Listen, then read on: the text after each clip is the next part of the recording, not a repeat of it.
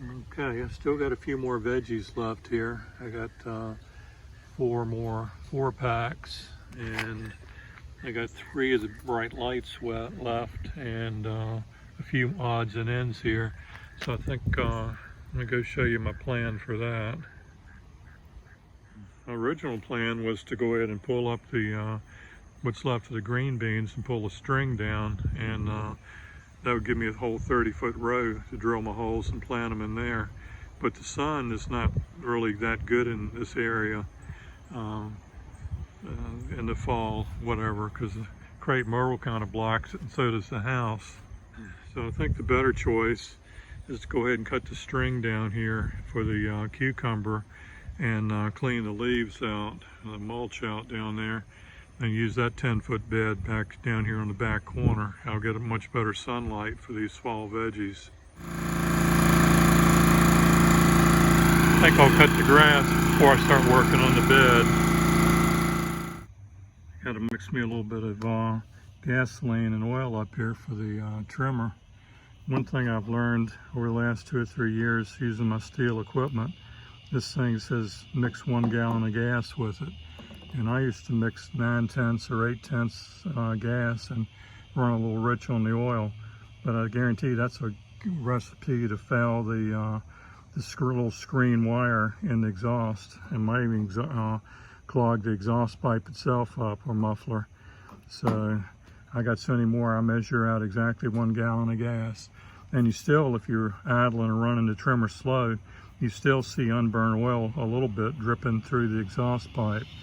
So if you think you're doing your machine a favor and mixing the oil rich, you're not really doing yourself a favor. You know, it says 1 gallon, and even if you had like 1.2 gallons, I would think they'd have 20% built in for if you accidentally mixed it a little low on oil, that it wouldn't burn the machine up. But I'm gonna do exactly 1 gallon. And I've been doing that for 2 years now, and all of my 2-cycle machines are running better. I always keep a gallon milk jug around, and that makes it easier to measure out a gallon so I can pour it in my small tank for my mix gas. One more tip on the gas is take a drive out to Adams Petroleum out on Route 60 in Powhatan and buy your small engine gas out there that doesn't have ethanol in it. Your machines will love you for it, not putting the alcohol gas in the tank. Also, you really don't need fuel stabilizer if you get the ethanol-free gas out at Adams. And also, when you use your Stihl oil, it has fuel stabilizer in it anyway. And to be honest with you, I don't think any of the fuel stabilizer really helps or does anything. Just keep your gas fresh. Also, I fill everything up in the wintertime, so there's not a lot of air in the system. If it's full of air, it needs air to corrode. All right, time for a trim up. All right, that looks a little better. Got the grass cleaned out of there. Let me get the string cut down and get rid of the old cucumber vines. All I had to do was cut the string and just kind of roll it up. And a 5-minute cleanup on the cucumbers. Rake up the leaves or the mulch and put them in the can, and I'll take them up here and let them air out in the driveway for a while. All cleaned up. I'll let the leaves or mulch hang up here on cement for a while and let the sun bleach it out and dry it out some.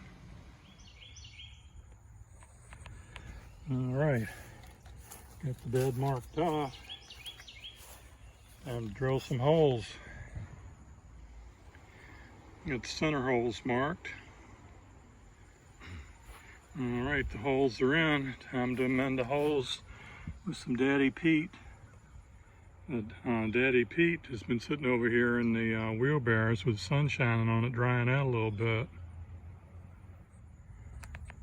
Okay, all the amendments are in all of the holes. Next thing to do is go ahead and water the holes. Okay, so out of these 8 kale, I'll put 7 in down there in one row with 1 left over. Put the kohlrabi and the broccoli in with 1 left over. And then I also have 1 left over here, 1 left over here, 1 left over here, and some magic, some bright lights, Swiss chard. So that's what I'm gonna plant in the bed down the way. Well, looks like I got that bed finished. So I'm just about running out of fall veggies to plant. That's a good thing.